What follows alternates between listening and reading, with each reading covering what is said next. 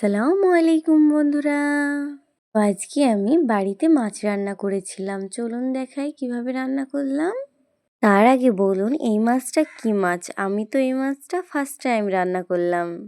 মাছটা কেটে ধুয়ে পরিষ্কার করে নেওয়ার পরে লবণ, হলুদ আর সরিষার তেল দিয়ে মাখিয়ে রেখেছিলাম। তারপর কড়াইতে তেল দিয়ে ভালোভাবে তেলটা গরম করে নিয়ে মাছগুলোকে লাল লাল করে ভেজে নিলাম। সব মাছগুলো ভাজা হয়ে গেলে ওই তেলেই আর একটু তেল দিয়ে টমেটো বাটা, পেঁয়াজ বাটা, লঙ্কা বাটা, আদা বাটা, রসুন বাটা, জিরে বাটা দিয়ে ভালোভাবে নাড়াচাড়া করে নিলাম। লবণ, হলুদ, ধনে গুঁড়ো দিয়ে ভালোভাবে নাড়াচাড়া করে নিলাম। মশলাটা লাল লাল হয়ে ভাজা হয়ে আসলেই পরিমাণ মতো জল দিয়ে দেব। আপনারা যে যেমন ঝোল খেতে পছন্দ করেন ওই পরিমাণেই জল দিবেন।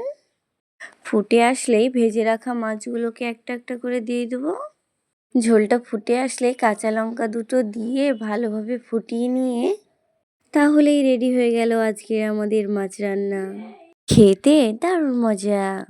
অবশ্যই কমেন্টে জানাবেন এই মাছটা কি মাছ।